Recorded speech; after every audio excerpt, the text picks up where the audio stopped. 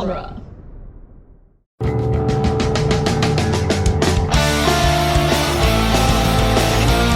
In the world of Hollywood, movies get greenlit and redlit. They get remade and rebooted.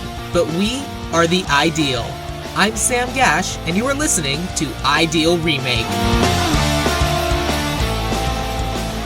Thank you for listening to Ideal Remake. We take movies that either have been, will be, or should be remade and talk about what the ideal version of that remake would be. I'm glad this episode is making it through. Atmospheric conditions in outer space often interfere with transmission. And reporting now is Tara Hempstead, who is on the scene to let us know if Plan 9 from Outer Space is a movie that has been, will be, or should be remade. Well, it has been remade. All right. I don't know about that, though, so it will be remade. Yeah. Dope. Alright, Tara, welcome to Ideal Remake. Thanks so much for having me. This is a movie that, has the bookends of, you don't understand what you're going to see. And it's the Twilight Zoniness of it all. And I was like, well, we gotta do that a little bit, but... Yes. No, welcome. I appreciate a good transatlantic start to this. But yeah, welcome to Ideal Remake. This is your first time here, so for people listening, why don't you introduce yourself to the listeners? Okay, well, hi, I'm Tara. Per the introduction, I do a few things. I'm a storyteller, which means writing and illustration. And I'm also a huge bird nerd, so I run a Celebrity Bird Tours Substack and YouTube channel. Awesome. Called Celebrity yes. Tours, which is top-tier pun material.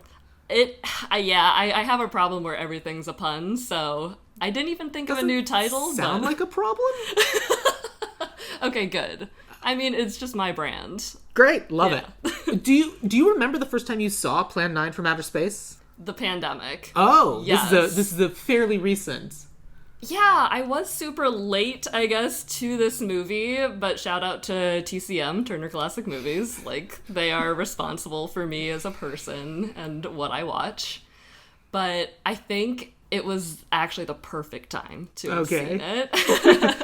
I immediately was endeared to this movie and its wackiness when the world was probably, a little too crazy in scary ways. So this is probably, for this episode, the fourth time I've seen the movie. Wow. Okay, fair. All right. That's extremely funny. Okay. Perfect. Because I watched this movie for the first time on Saturday. Yes, and I want to know, what you thought. So this is a movie where I'd heard the title before. Plan 9 from Outer Space is just one of those kind of I've heard of it, but I knew nothing going in. And I was like, all right, great. Let me boot up the Tubi and see what's going on.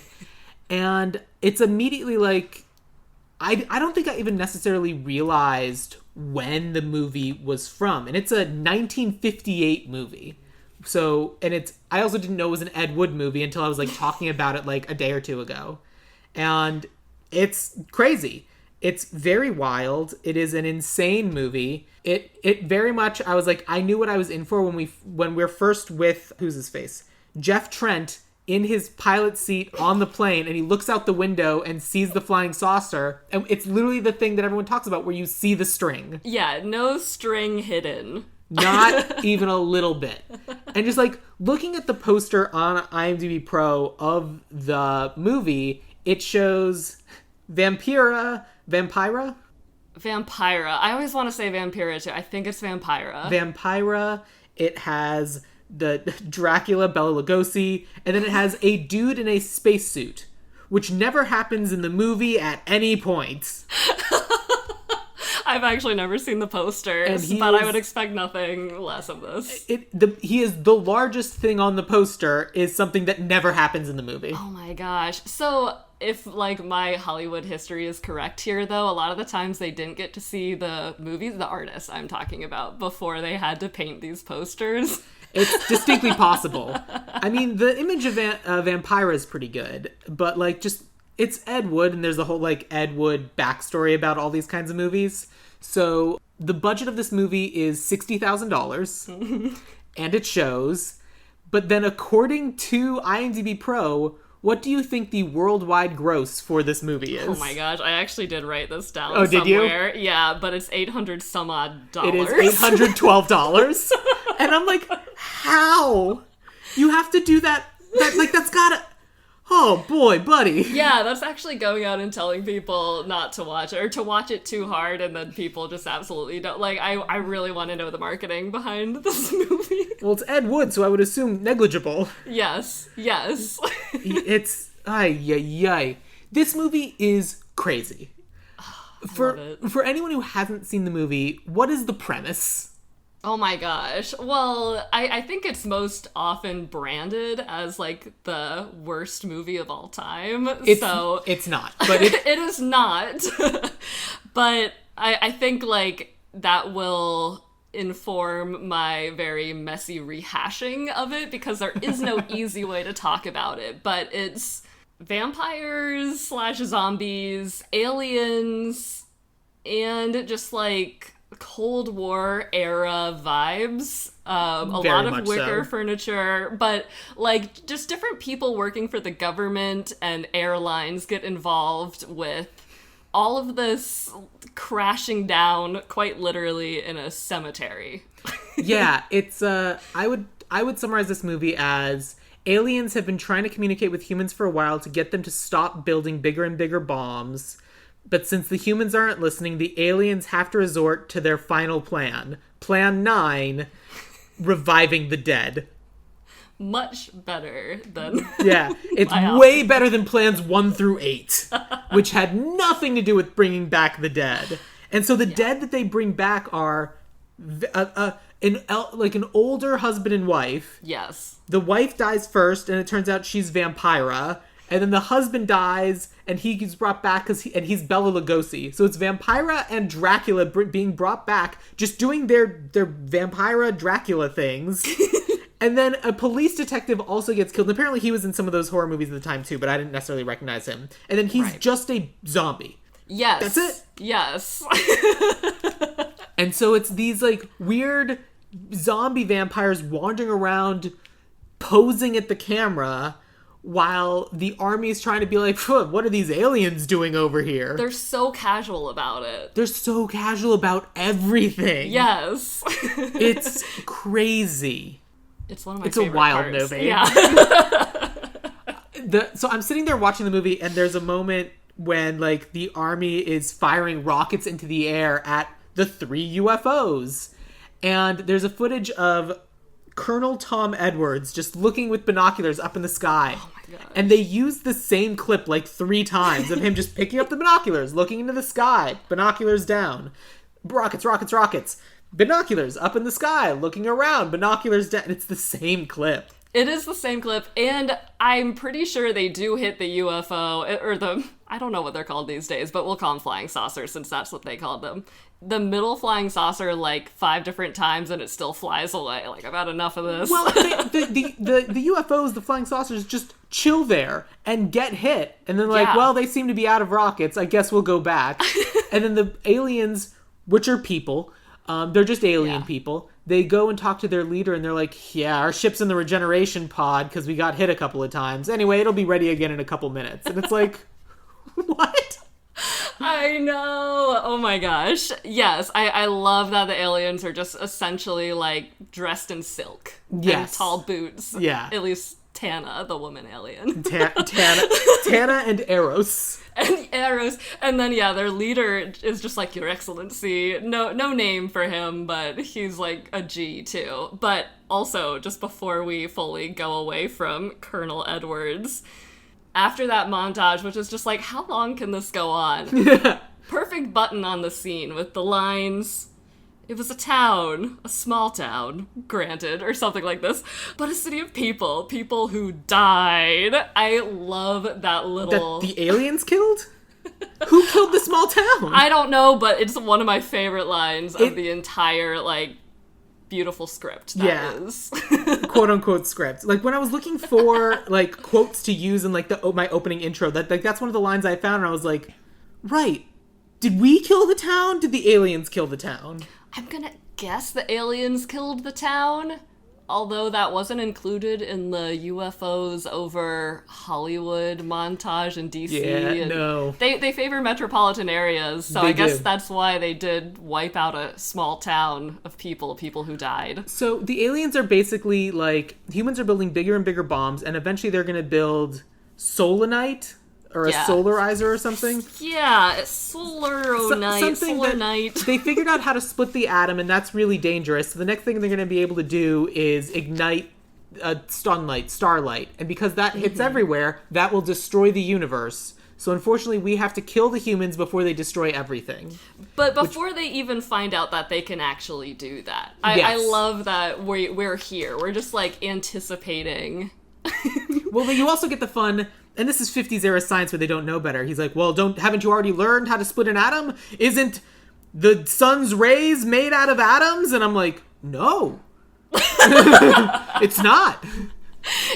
We have a whole science about that. That's actually, like, beyond my viewer knowledge, so I'm like, you know what? That's right. It's light moves, and it's a whole other thing. And like being able to destroy like light, yeah, I agree. That would be pretty bad. And if they've tried 8 other plans to communicate with us, and Plan 9 being like, we're gonna unleash a zombie vampire apocalypse on your planet, seems like a good idea to me. Yeah, the aliens are like, you guys are just such a disaster. It is. And that is why they have to resort to resurrecting the dead for Yep. the people who don't know. They say, maybe like 20 minutes in when you're wondering what's going on, like, Eros, the alien, says they're just too stubborn. Like, they won't just let us take them over consciously, so Yeah. we have to go to the dead people. They're not willingly subjugating themselves to us, the higher intelligence beings, so I guess we're gonna bring back the dead. Yeah, they take it so upon themselves. I'm sure they have their own business to worry about, but not lately. Well, they even specifically do, because at some point the leader's like, well, you have 3 ships, but I need 2 of them for something else, so you only have 1 left. Yes. And it's like, the leader's clearly like doing other shit at the same time, and it's like, yeah, whatever you're doing with the humans. I understand that they're a universal threat, but whatever. I know, the workplace dynamics in space are so the same as they are here. Yes. It felt very timely. Well, there's also the aspect of, like, if you really boil it down, those two, like, they're assholes, but, like, the heroes of the movie are Eros and Tana. They're the good guys. Everyone else are the bad guys, because Eros and Tana are, like, having to make the hard choice to do what they can to save the day. And we're like, we understand. No, we're gonna kill you instead. Yeah. It's basically, we very much recommend this movie for, like, not for its high artistic qualities, but, like, as a bad movie night. Yes. Well, and also, it is legitimately very inspiring to me. After the first time I watched this, I wrote my own B-movie script that, of course, never came to be, and, like, it's very not Ed Wood of me, but in this natural premise of just write down your craziest thoughts. I was like, I think that. I've boxed myself in here. But I always come to this movie because the power of suggestion is so strong, too. In, like, the aliens costuming, it's just enough. It is in fact just enough. It was not, I think that was more an Ed Wood write-over than, like, the actual costume designer's will, and I think he actually chose to be uncredited for this. Interesting. Costume designers. Let me look at the credits real quick. Well, there's definitely a makeup department. Costume and wardrobe department. Richard Cheney. Who is known... it's not the Dick Cheney you're not I was gonna thinking say, of. who is known as Dick Cheney. He spells a little bit differently. Yeah. What? Hold on. I did write that down because it's in the opening credits, and I'm like, wait, Dick Cheney? I was not paying close enough attention because I'm only learning this now. Oh, boy. But that he was not the one who wanted to be uncredited. And this was also me digging into IMDb, so I don't know, like, how verified or not the Wikipedias and such I was looking at. Yeah, but hard to say. But apparently, like, someone wanted the aliens to look a certain kind of, alien-like way. I'm on their side. And Ed Wood apparently said, I don't have time for that, so... I'm not going to spend one more dollar than I have to. I have a pocket full of change and some dryer lint, and that's it. Yes, and a whole bunch of wicker furniture. Which is why I'm surprised he got Bela Lugosi and Vampira, because if I were them, just based on the way this movie worked out, and it's just like all they're doing is kind of just like walking around posing and not saying anything, it feels like it's the end of their career kind of situation. It is. So Bela Lugosi, he was definitely at the end, and I think dealing with some like substance use issues, and they have a friendship that other people argue wasn't quite a friendship and more Ed Wood trying to like ride on his coattails. But I mean, that's a common Hollywood pattern of like you're just left to your swift decline, and I think it's fair to say that Bela Lugosi might not have even known that he was shooting Plan 9 from outer space. It's possible. I'm looking at Bela Lugosi's like, and other than a like documentary biography that came out in 1997, this is his last movie. It is. So he was shooting some side projects, improvised scenes, like when he's in the cemetery with his cape. So when Plan 9 actually came to be, I don't think he was alive anymore. This is his last screen appearance, so that is why in the middle of the movie, when he exits the mausoleum, it's a different man. It's a different man holding his cape up in front of his face so that the viewers just buy it. They're like, oh yeah, okay. Well, because like we see the character of Bela Lugosi before he becomes he's brought back from the dead. Because there's a moment when he's mourning his wife at her grave and it's just a guy. And it's like, well, that is Bela Lugosi. Yes. But that was Bela Lugosi for some other project? I think so. So it's basically Ed Wood doing his Ed Wood thing of just like stealing footage from other things. Yeah.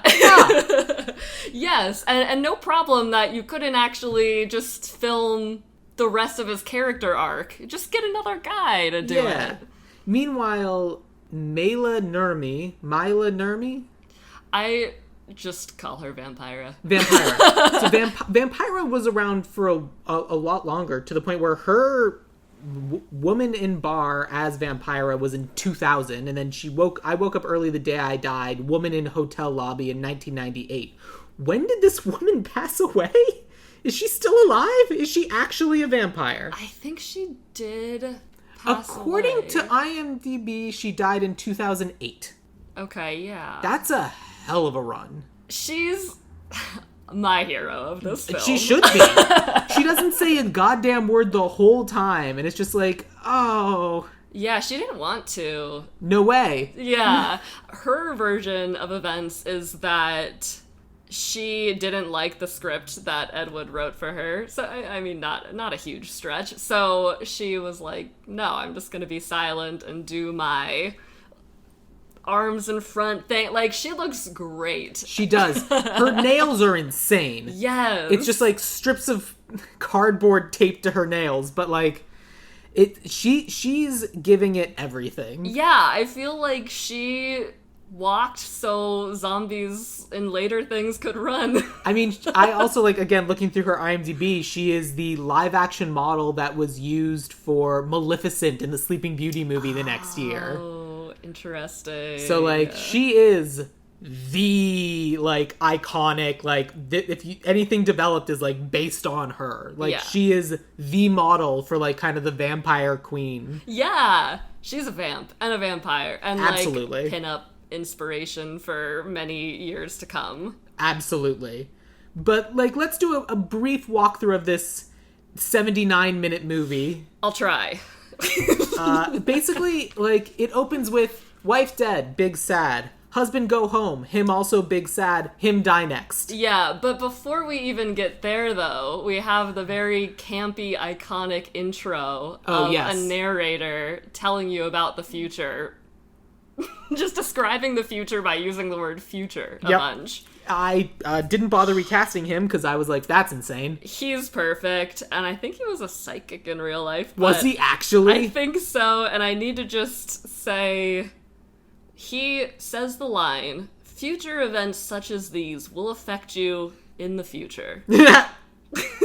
I was locked in from that moment on. I have to say, like, I need instant entertainment, and this movie is that. Good. So I'm like, future events will impact me in the future. Oh, Let's man. go. What else does this guy know? Yeah. So, okay, but yes, we have a narrator, just enough narrator to kind of like give a Rocky Horror vibe to it. Very much so. But yes, then we spend a lot of time in the cemetery learning about who died. Yes. And then we cut away from that, and then we're in an airplane where Jeff Trent's like, boy, sure not excited to be going to Vegas. Hey, what's that out the window? A flying saucer! Whoa! Yes. Well, that's crazy.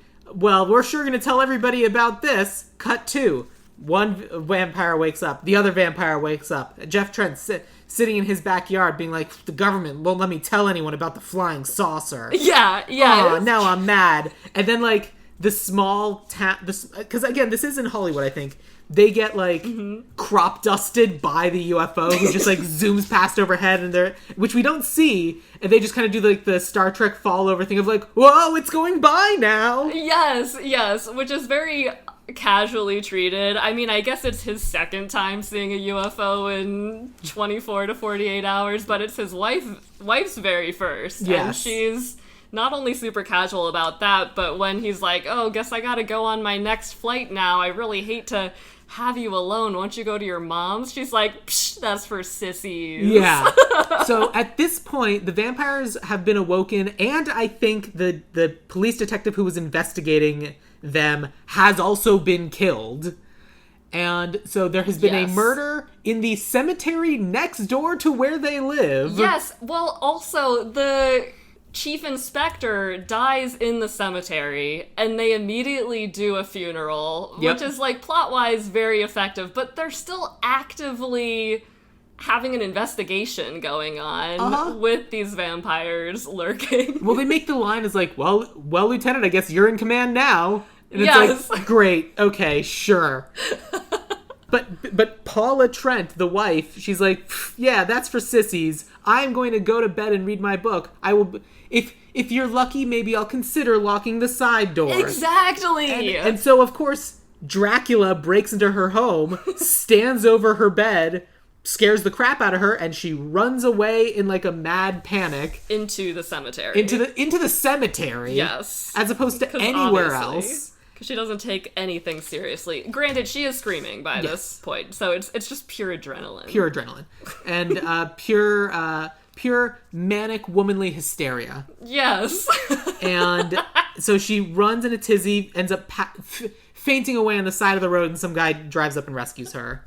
And then all of that's going on, and then I think we cut to the government being like, hey, look, aliens! Fire the missiles!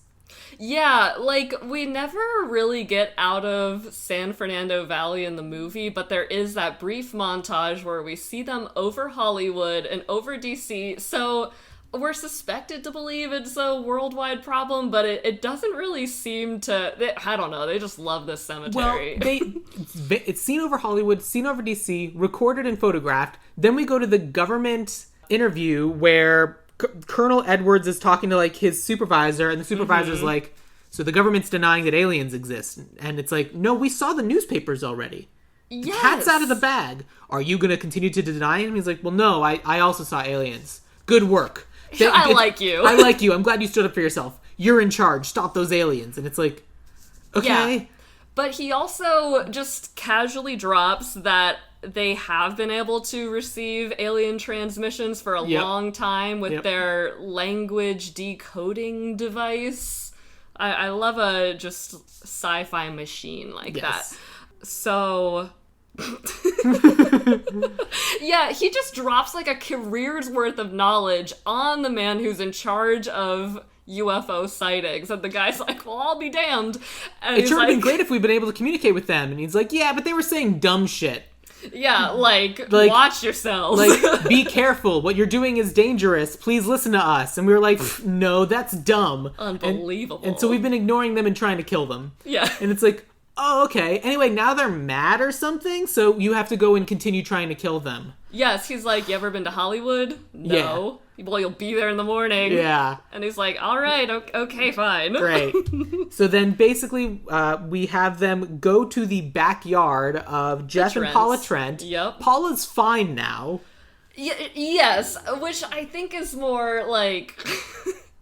They're still chalking it up to her being hysterical. Mm-hmm. Like, and she's like, yeah, that was a little strange of me. Yeah. But the Colonel isn't even facing her, despite her being the one with the closest encounter. He's just facing the commercial pilot. He doesn't need to talk to a woman? Yeah, oh god. So he's facing the commercial pilot, who then they're like, it just makes sense for the three of us men to go into the cemetery. Let's bring this citizen man with us. Yes. Well, that's like, have you ever held a gun before? Well, I served a tour in something. I'm the 4 years as a Marine guy. Yeah, all-American. Sure, look at me and my blonde chin. Yes, and he's way more courageous than these I mean, military. I would call him an asshole, but the important thing is...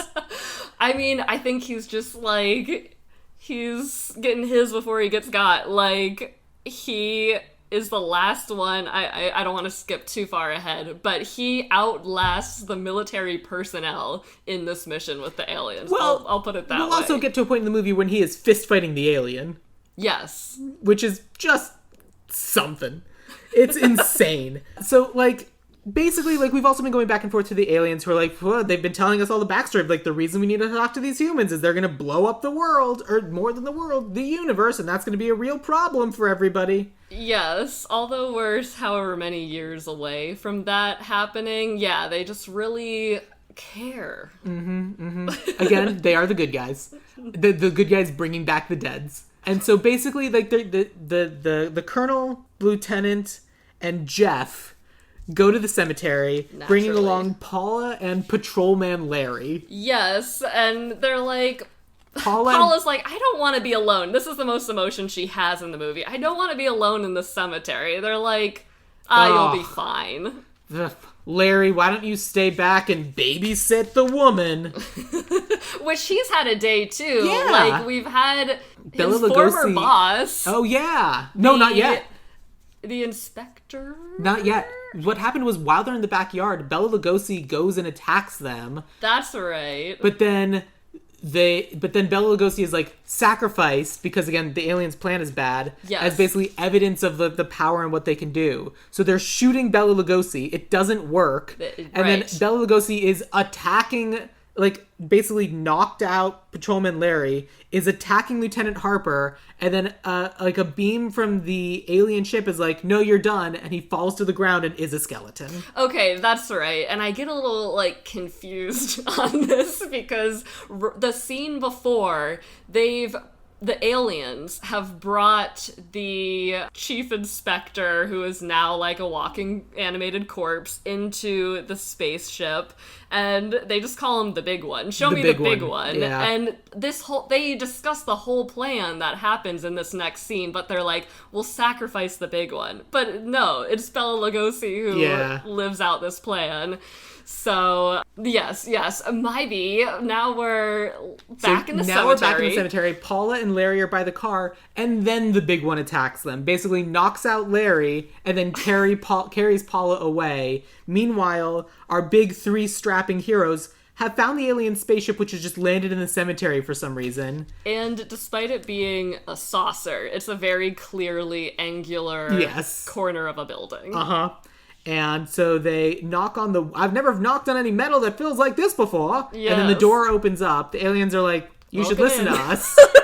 Aliens are like, so you should listen to us. And the humans are like, we're not gonna, though. And the aliens are like, but you should. And the humans are like, but we're not going to. We could kill you and shoot you. And the aliens are like, you could. We'll still kill you. Yeah, well, they nearly do shoot. And Eros is like, that won't be much use in here. But never actually goes through the act of Well, no, turning he says their guns it's not going to be off. very useful. You would kill us, but then the aliens would still stop you.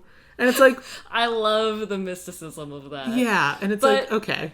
He also is just like, they have so much technology at their disposal, and they're still just like face-off Western movie style, Yeah. with no one moving to do anything. So this kind of comes back to just that. I talk now, you talk now. Well, it's also like, you're not going to attack us because the big one is outside with your wife, so you can't attack us while we've got your wife. Yes. And so then they're like, fine, we can't attack you because you've got our wife. Meanwhile, Patrolman Larry and some other cop track down and basically distract the big, like, they knock the big one over the head, get Paula away, and then they don't have the wife anymore. Great, we can attack the aliens. Literally, Jeff gets in a fist fight with the alien. They start tearing things off the wall, breaking things, and then they all escape and get out. The ship catches on fire because they destroyed so much of the machinery, and then eventually it is like, whoa, no, our ship's on fire. We have to get back into space.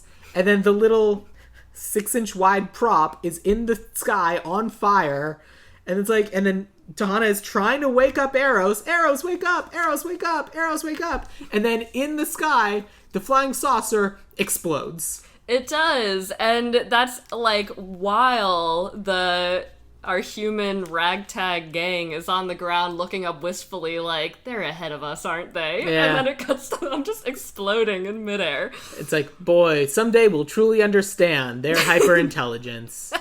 But until then, USA, USA, Yeah. USA. Yes.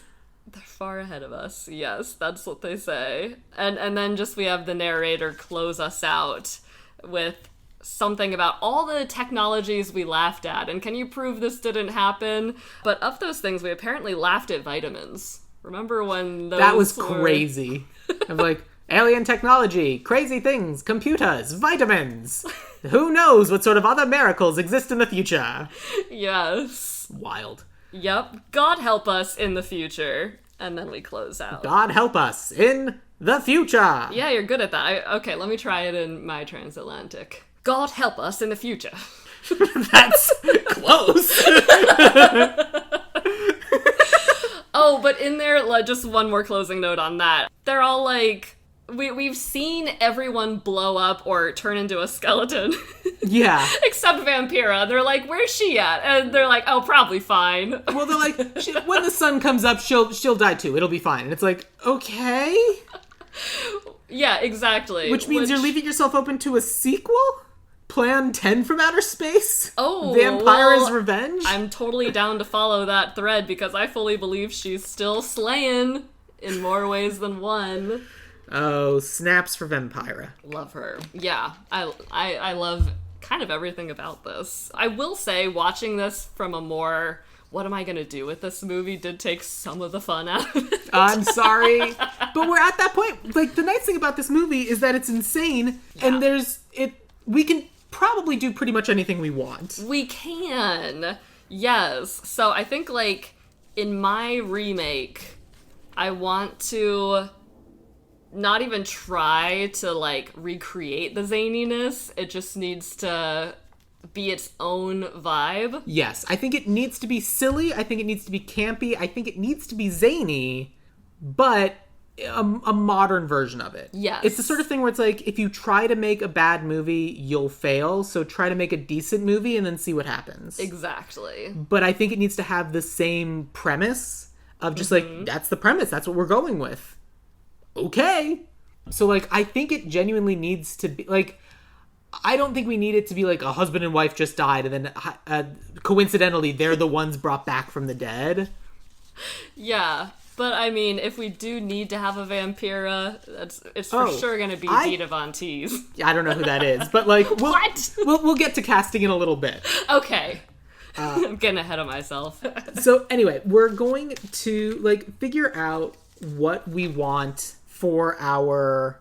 Like, basically the premise of this movie, if you are remaking Plan 9 from outer space, what you need to do is you need to have a situation where aliens have been trying to communicate with humans to get them to stop doing their bomb things. Humans aren't listening, and so to stop the humans, the aliens are unleashing some sort of zombie and vampire apocalypse. Mm-hmm. That's the premise. Mm-hmm. And they have a couple test cases to make sure it works, and the humans are trying to stop them before the test cases become the actual problem.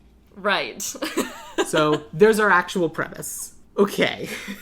How do we want to, like, should our vampire and lady vampire already be dead, or do we want to see them be recently dead and then brought back? Do we need to open with a funeral is what I'm saying. Well, there is a version, and I'll just say my ideas are very half-baked here in just like almost homage to this movie, and we'll see kind of where this goes, because I even have a few different point of view suggestions, and one of them was the Gravediggers. So interesting. There are two Gravediggers in the beginning. They are the first to actually die. They never become reanimated. That's true. Vampira just kills them. Yeah, and killed them dead. Killed them real dead. And like, again, we talked about how this movie had been remade. It was remade in 2015. It was written and directed by a guy named John Johnson. And the writing credit is John Johnson and Ed Wood. What does that mean? It means I have he not seen adapted the made brief changes to the screenplay. In his 103-minute movie, the story of Nilbog, a small town with a big story, the beginning of an invasion. These aliens have a different plan for the inhabitants of Earth, to resurrect their dead as their own army, set with but one goal, to wipe out all mankind. This night will decide the fates of all who walked the planet and thought they were on top of the food chain. I guess. Yeah, okay. So, wiping out humankind, I mean, we're getting into very classic territory. That's not quite what I imagined for this ideal. The premise of this is the film Ed Wood wished he had made. Oh my gosh, okay, I've had enough of that. Yeah. Ed Wood made exactly what he wanted to make, and I which believe is money. $812 of it. All the way to the bank. If we're going to be taking this somewhat seriously in a silly kind of way, like, I feel like what we need to do is, I think we need to treat the monsters as real monsters. Yes. And I feel like do that alone, but like the way they're going to be I don't know, because it's also a little bit silly. So like, we can also like dismiss it, because the whole thing that the humans are doing in this is that they're dismissing everything the aliens are saying and doing. It's like, what do those guys know? We know best for us. We're not going to listen to no aliens. Yeah, anyone with a moral compass. Although I do feel like the aliens are a little preachy and monologue-y, and it's like, show don't tell, these humans. But also, they very much give the humans a reason not to listen to them, of like, you dumb humans. Yeah, and idiots! Like, why would we ever listen to these guys if they're just going to treat us like this? Exactly, you guys are total jokes, now listen up. Yeah. And so, like, genuinely, that could be the thing of, like, we have our aliens be just, like, these hoity-toity, transatlantic speaking, like, figures of, like, we're dictating to... Playtime is over, and we're here to tell you what's best. Yes, they're giving mother. Yeah. But I think we're maybe on the same page, because my execution would be somewhere along the lines of, we see in this movie that when we go to Alien HQ, it's just a bunch of red velvet theater curtains hung up around them, and like, your excellency is very theatrical, so I'm thinking we amp that up, make this a musical, and You want to make this a musical? Yes, of course I do. Oh boy. And the aliens are just like a bunch of theater people, and we'll make them more alien-y. But they, I think this leads to the premise of humankind has forgotten, they've lost the thread, they've forgotten their song, Dissonance, and then the aliens come by, and they're just like, it starts to become a little, my comps are Bug's Life and Rocky Horror. Sure. Okay. So the aliens gotta teach them how to get their song back. I'm not opposed to that. It doesn't fit my casting at all, but we'll get to that. It's like the alien. Let's say these aliens are like sing-songy, like We gotta get the song back because it'll make everything better, and then you won't want to blow up anyone anymore. Music is the universal language. But then we can treat the humans as just like the stereotypical, like, dumb, stupid Americans of like, we're not doing any song things.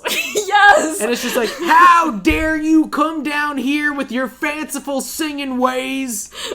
And it's just like, I'll show you. And it's very much... it's the most beautiful thing I ever heard, but that's beside the point. Right, but we also get to do the thing where we're parodying and making fun of... We're trying to put a song in your heart. We're trying to bring joy and love and laughter. And then there's just a type of person where they're just like, how dare you? I will destroy anything that anyone ever tries to tell me how to do. And that way we get to make fun of those kinds of idiots while also having fun and being silly ourselves.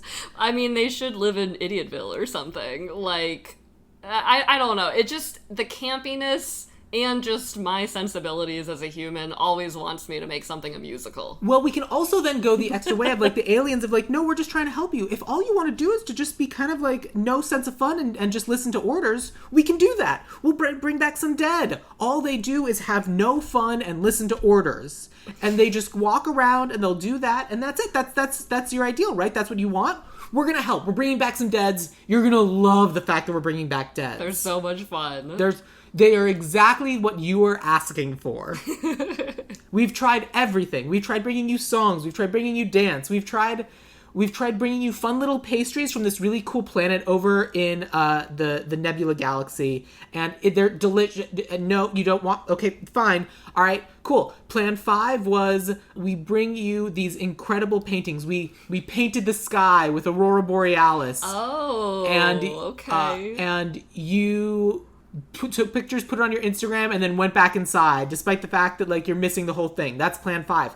Plan 6, we decided to fix the hole in the ozone layer. It was a really big problem for you. We fixed it. That was our gift to you. Please, that was plan 6. No, you kept polluting more? Cool. All right, great. Plan 7. For plan 7, we're really running out here. We're gonna introduce a bunch of really cool and interesting ideas and fun and new interesting adventures, things that can help you. All of the drudge and horribleness in your lives. We've given you the ability to do some like automated like artificial intelligence automation of just the drudgery in your lives that you hate. Do the bookkeeping, the paperwork, all the stuff that you hate, and that'll give you more time to do art.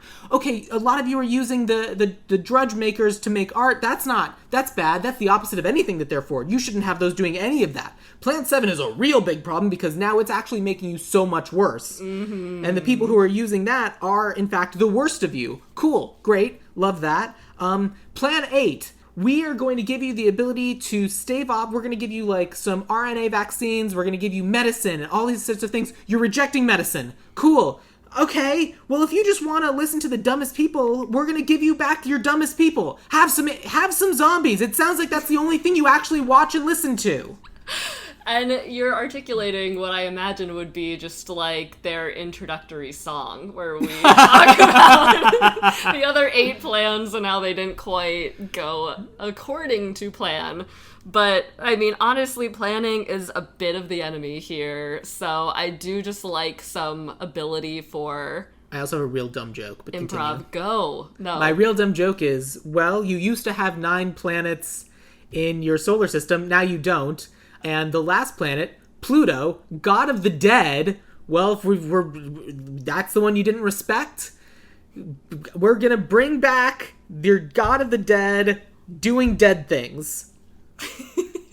Yes. And we're going to have an entire chorus line of zombies. I like that because Tana, I think, even means, like, goddess of death. Oh, really? So she can lead this one, because we didn't get enough Tana, and, like I said, workplace dynamics being what they were. A little sexist in outer space, too. So. Yeah, what's the quote I sent you? The quote I sent you that I couldn't believe that Eros, the man alien, said was, on my planet, women are for expanding the race, not fighting man's battles.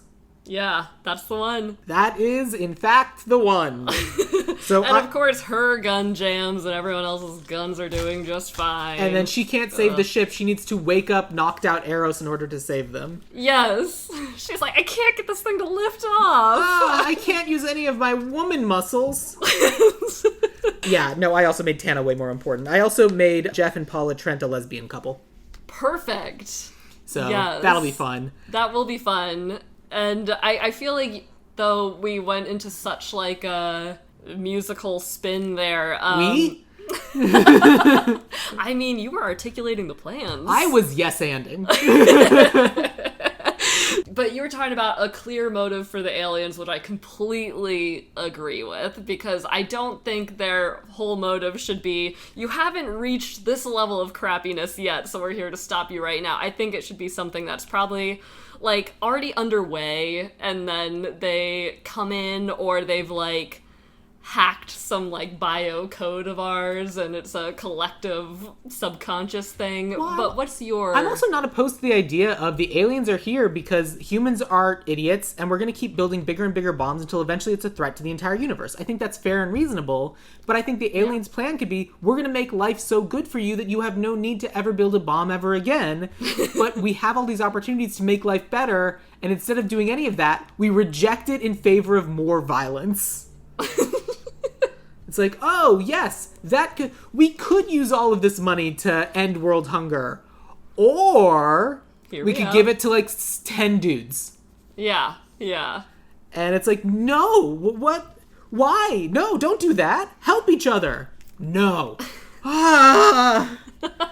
You just go through all of these different things. Yeah, I mean, that lends to at least 3 beats of comedy where it's like, help us help you, and we just can't be helped. If you want to help us, if you want to help, you help. If you're helping, just blow them up.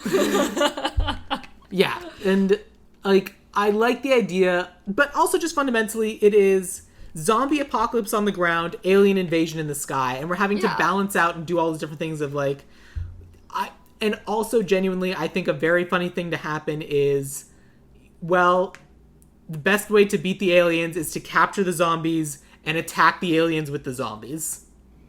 And then, oh no, now we have the zombies on the aliens and the ship flies away, setting up a sequel, Zombie Aliens. Okay, I would be down with that, and that feels very like, yes, we own our dead. You want our dead so much? Have them. Here they are. And yeah, do a little bit of that. It's the only solution that could possibly. It's so crazy it just might work. Oh yes, I feel like yes, we need more lines like that. And just I think we should lean into every single cliche we can possibly lean into. Mm-hmm. Yeah, because I also love that it's like there's so many threats here. It's like there's aliens, there's vampires.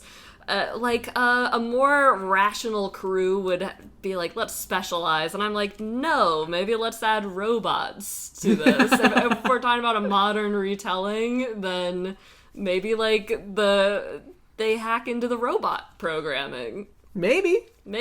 I also have the image of the flying saucer coming in low and like hovering over like a bunch of humans, and the humans in their infinite wisdom get out a gun and shoot the UFO, and then when that doesn't work, the UFO is like, I don't know, 5-6 stories up. They take the gun and try to throw it at the 5-6 story up thing. It just kind of lands in front of them. All right, well, never mind. Second gun. Bang, bang, bang, bang, bang, bang, bang. Dang it. Throwing the gun again. Yeah. Well, I'm all out of ideas. That feels like a good riff off the montage where it's just like a lot of war footage. Yeah. And the binoculars up and the... It's very much the way this movie is like, if actual aliens existed and saw this movie, they would think we were idiots. So I would like, in this movie, for us to be idiots. Like, okay. Humans are the bad guys, and they're the bad guys because we do... It's like Mars Attacks level of weird dumb. Oh, Mars Attacks. Yes. And it's like, well, I don't know why it's not working, but we're gonna try it anyway. What if we tried it more and louder? just okay. dumb stuff like this. I see what you're doing. Like, I'm not necessarily, like, going through a plot for what we're gonna do. It's like, aliens are here. Same. They want to help us. They gotta stop the guns. Oh my god, aliens! Kill it! And then they'd be like, all these different things, none of that worked. Bring back the dead. Oh no, zombies! And aliens? Oh no! And then meanwhile, like, a couple of the people are like, great! I've been waiting for the... People, there's genuinely groups of people that are zombie response units that are basically there because it gives them an opportunity to play with guns. Being able to kill your fellow human, zombie or not, is an excuse to play with guns. Like, oh boy, zombies! This is great! I've been practicing! Guns, guns, guns, guns, guns, guns, guns. Yeah! Aren't you worried about the people they're attacking? Why does that matter? I get to shoot some zombies! And then you get to have Paula or Jeff Trent being like, oh man, who's the lead in the not the Resident Evil movies? Who was the lady in oh no, Tomb Raider. Sure. Great. Look at me, I'm Laura Croft. Great. That's not who I was going for. I was going for Fifth Element. Who's the lady in Fifth Element? Oh gosh. Yeah. You're the one with the computer. Take us home. We all have We all have pocket computers. As I pick up my phone. Yeah. Mila Jovovich. Yes. It's like, look at me, I'm Laura Croft. Look at me, I'm Mila Jovovich. Yeah, yeehaw! Bang, bang, bang, bang, bang. And flamethrowers. And so then. But you also get to have this aspect of like, they're excited about a zombie apocalypse? They're just excited because it means they get to shoot guns. Oh no, we've given them an opportunity to fire more guns. Oh no! Oh man. Ah. Yeah. I do feel like, yes, this makes sense. I can only do so many montages like that, though. Then it needs to be a little more, like, escapist for me. Okay. to maintain the escapist zaniness. is the aliens are like, well, we're out of here. Yeah. Thank you so much for the zombies. Here, take some. Get zombies on the alien ship. Wait. Zombies get in, fly away. Oh man. Yeah, I mean, I love zombie aliens. Zombalians. Yes, if they, like, just quickly take one of Eros's ships and, like, create their own set of B-story problems, that would be fire. Just a spaceship full of, like, weird zombies just flying around being like, yeah! Brains! Yes. Can't find any here. It sounded like those aliens were real smart. We're gonna go to their planet. Wait, no. Yeah, definitely some more actual outer space.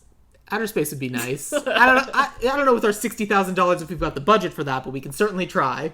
Yeah, I mean, like some little displays, some little lights. We can also use the power of suggestion. Yeah.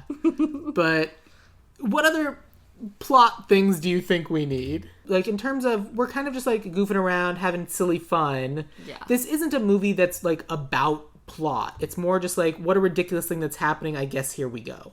I mean, I love the thought of involving just, like, as many people as possible, but I actually imagine a more truncated cast, where it's, like, just one probably hard-boiled inspector, and maybe we've started the movie where, like, many people have died and we're even in the middle of the zombie apocalypse, quote unquote. So then we're just, like, right in. Okay. All right. So you want to start in the middle of a zombie apocalypse, but, like, we're also kind of treating the zombie apocalypse of it as if it's silly. Because I like the reaction of, oh boy, a zombie apocalypse, let me get my guns. Of, like, it's... Here's the thing. I think we can't start that heightened. I think we have to build to that level of being heightened. Like, I think we have to start with, it seems like a normal movie. All these different things are going on.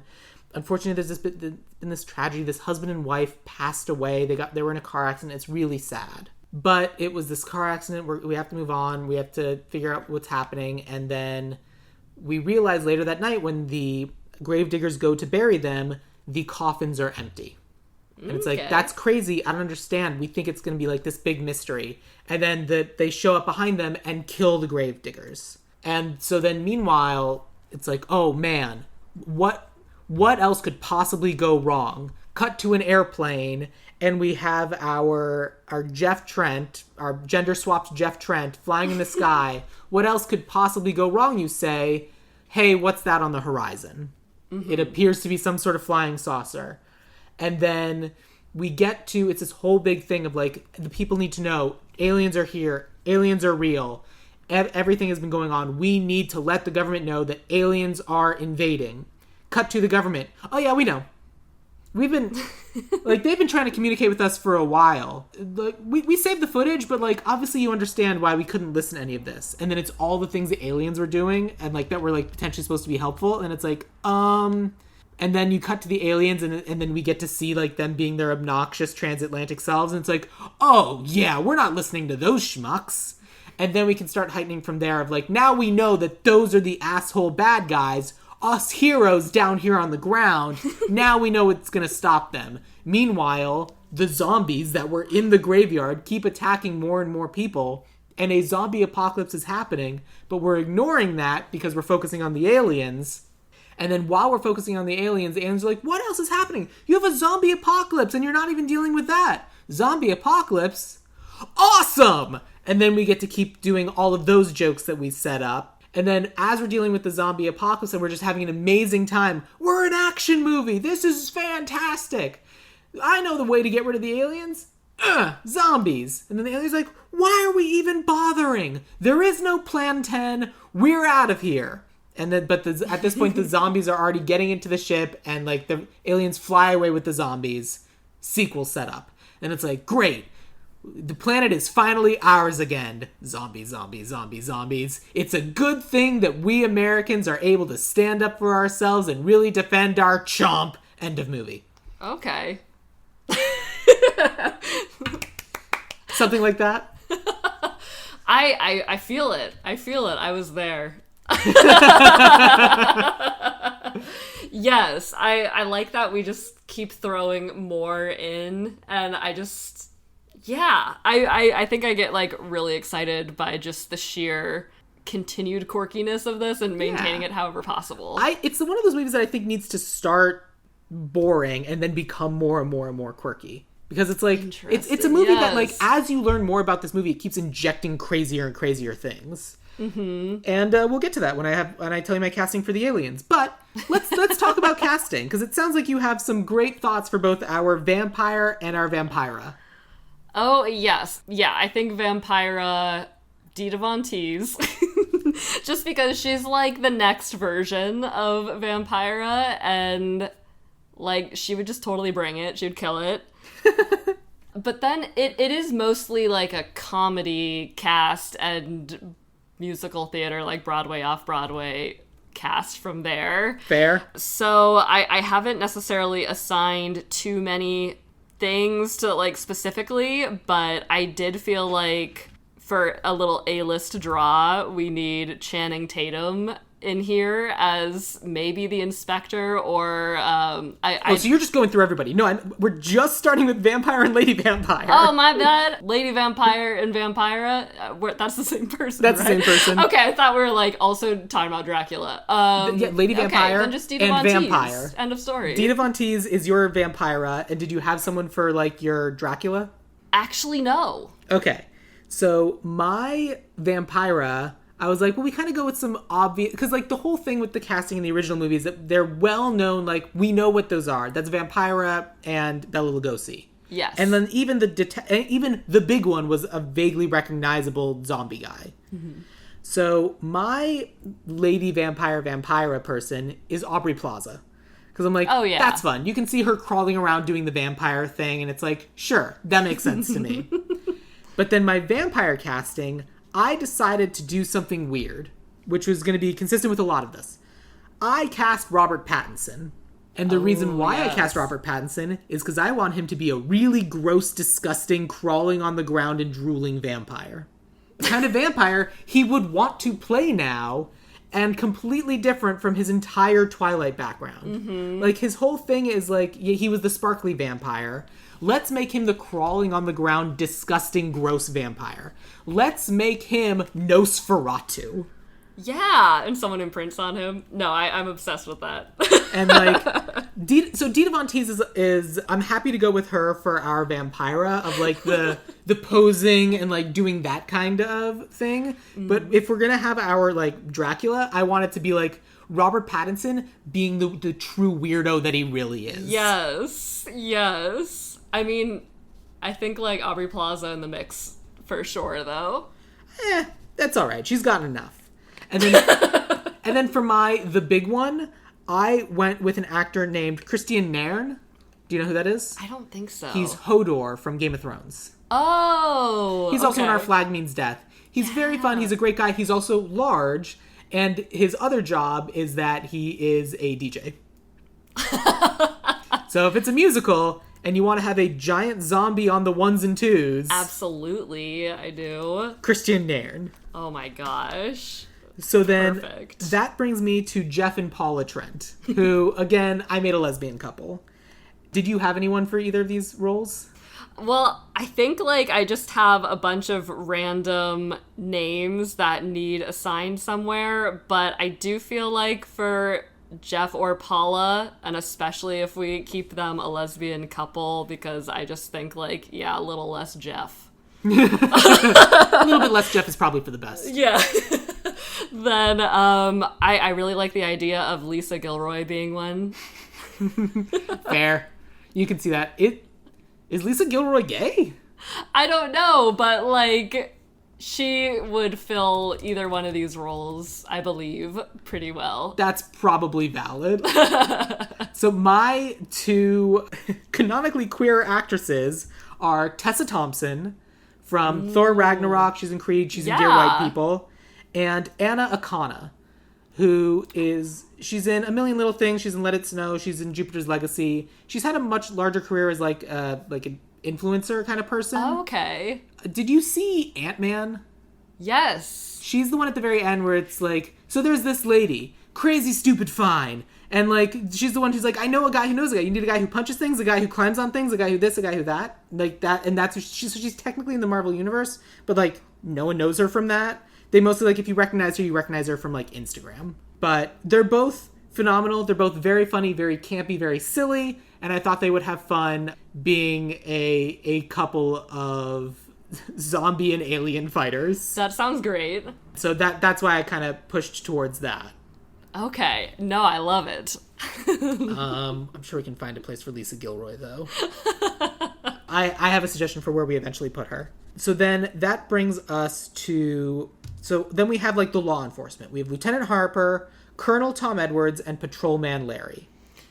I'll tell you about mine first, and then you'll see if you want to replace them with anybody. Okay. My Lieutenant Harper, I guess you're in charge now, Lieutenant. Mm-hmm. I went with an actor with the really generic name of John Bradley. John Bradley is Samwell Tarly from Game of Thrones. Okay. A lot of Game of Thrones casting. I had two, and I was like, that's plenty.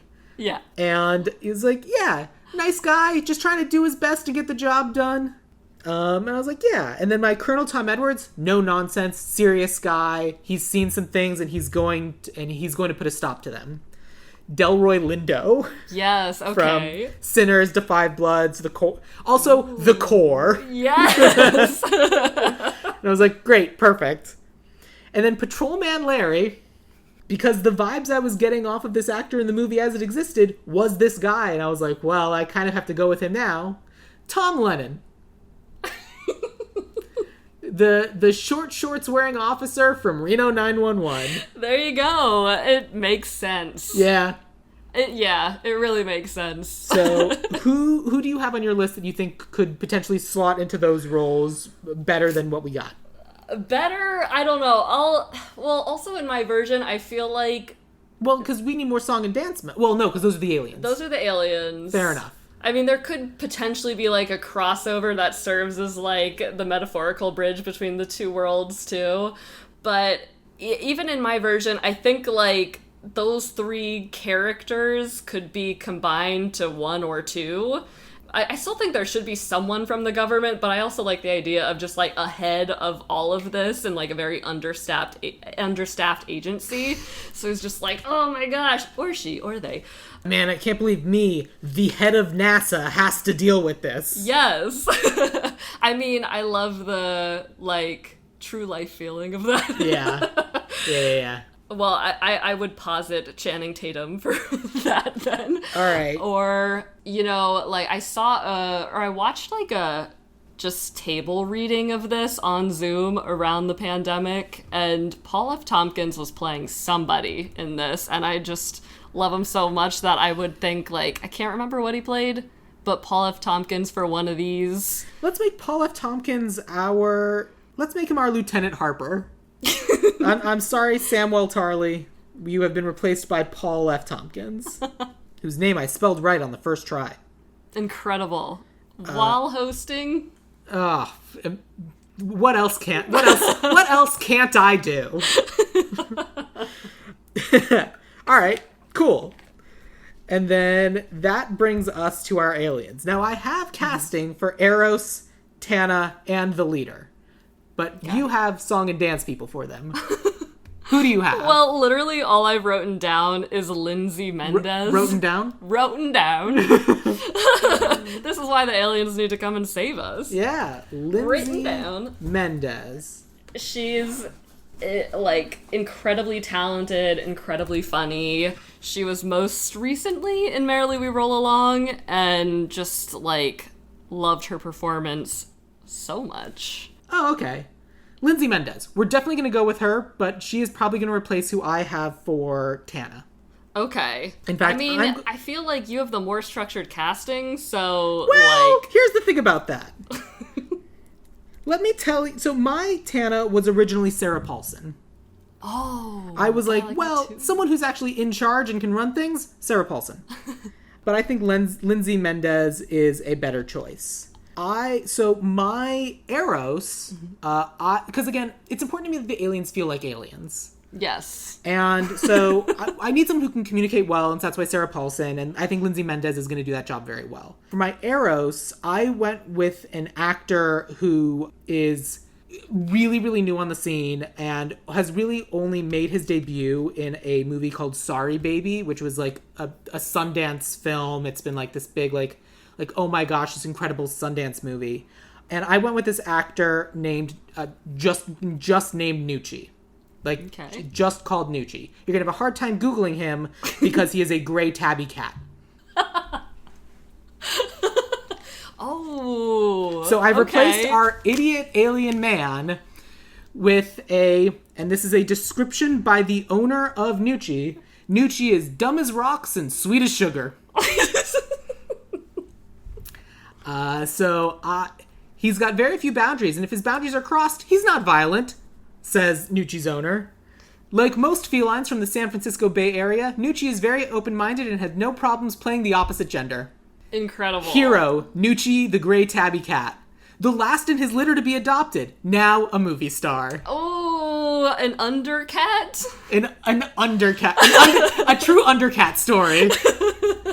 And I was like, yeah, they're aliens. Cats in outer space really bust this thing wide open to me. Right. And so I was like, we just have Lindsay Mendez arguing with a gray tabby cat. Yes. But of course they have to take their orders from the leader. Mm-hmm. Now for leader, you may not have ever heard of this kind of character before. But for leader, again, to really capture the fact that these are aliens, I wrote down a big old blob of jelly with a wig on. They're aliens. They shouldn't look human. They shouldn't look human. So what is it just Jell-O in a chair? Well, it's a big blob of jelly. So much jelly, just kind of like glorping around, but there's a wig on. And it'd be great if it's a different wig in every scene, but that's never addressed because, you know what? Even big blobs of jelly deserve to feel pretty. Absolutely. Yeah, like the Mr. Get the Mr. makeup person on it every now and then. Exactly. I mean, it's giving very, like, end of the 50s, coming into the 60s. At the end of the day, this is a 50s campy movie. And I cast the blob. Do they eat their boss at the end? No. Okay. No. They respect their boss. They're not like us disgusting, gross humans. This is their colleague. Okay. I actually don't have anyone for these roles, but like I do feel like we can get someone Broadway for. Yes. Well, it sounds like Lindsay Mendez. Yes, We're but putting like, a lot on her, we but are. so be it.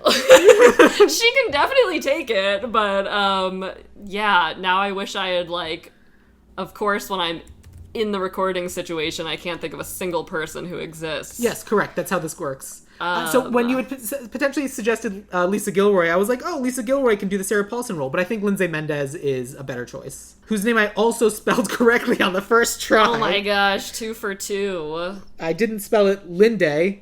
Linday.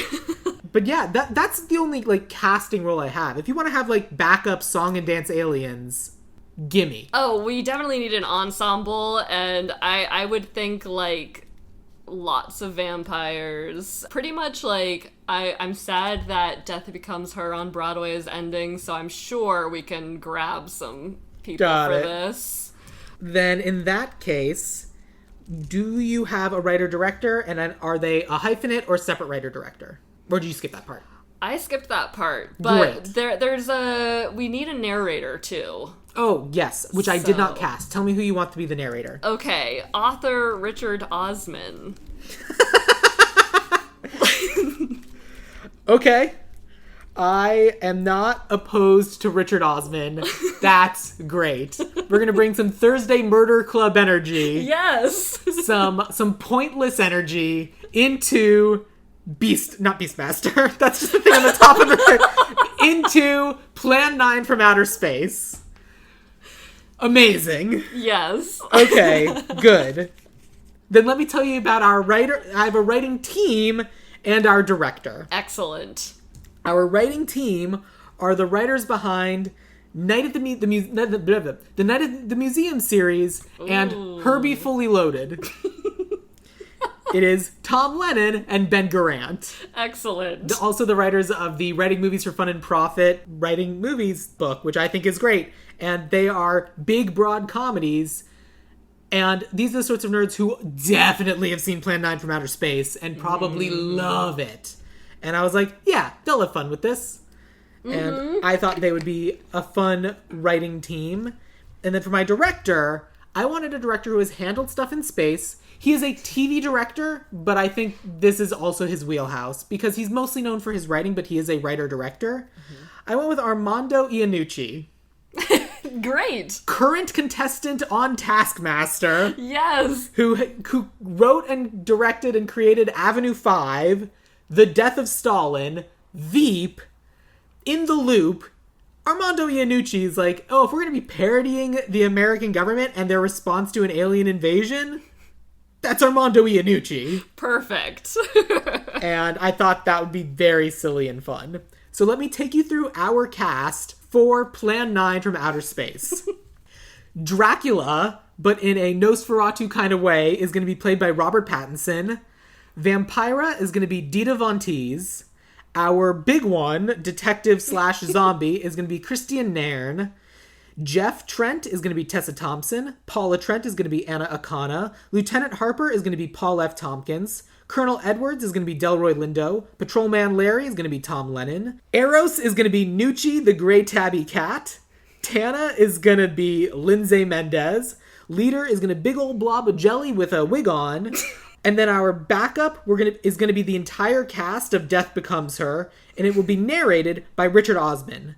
And then all of this will be written by Tom Lennon and Ben Garant and directed by Armando Iannucci. The nice small cast you were hoping for. Yeah. Here it is. Plan 9 from Outer Space. You gonna go to a midnight screening of this movie? Absolutely. Hell and a yeah. shadow cast. All right, Tara. Thank you so much for watching a truly iconic movie from 1958. Thank you for being my guest on Ideal Remake. For anyone who is interested, please tell them again about your Substack and where you can be found online. Okay, well, thank you so much again for having me. I feel like I could talk about this for Plan 10,000 mores, but I'm on Instagram at Pop-Tart, but that's PopT_art. Pop-Tart, don't come after me. And then on Substack and YouTube, just search Celebrity, CELEBIRDY, bird tours. Celebrity bird tours. Now, since we're all about positive pairings, what do you think is the bird that is best suited to be paired with Plan 9 from Outer Space? Oh, which bird would this movie be their favorite? Oh my gosh. I mean, for some reason, Kingfisher comes to mind, even though this has nothing to do with the types of scenes they would be in. We'll take it. Let's just say belted Kingfisher, because it's the first Kingfisher. Great. If you're interested in following me, I am on Instagram at Ideal Remake, or you can find me on BlueSky at Sam Gasch, SAMGASCH. Or if you want to tell me what your favorite bird to be paired with Plan 9 from Outer Space might be, you can join the Discord, which has a link in the show notes, and tell me and therefore Tara about all of your favorite birds. Yes, please. But now it is the end of the episode, and we will end this episode the same way we end every episode. What is your favorite quote from the movie Plan 9 from Outer Space? Oh my gosh. Definitely the one about... It was a small town, but a town full of people. People who died is still my favorite, but this has to be shouted out too. Perhaps on your way home, someone will pass you in the dark, and you will never know it, for they will be from outer space. End of episode. Stay weird.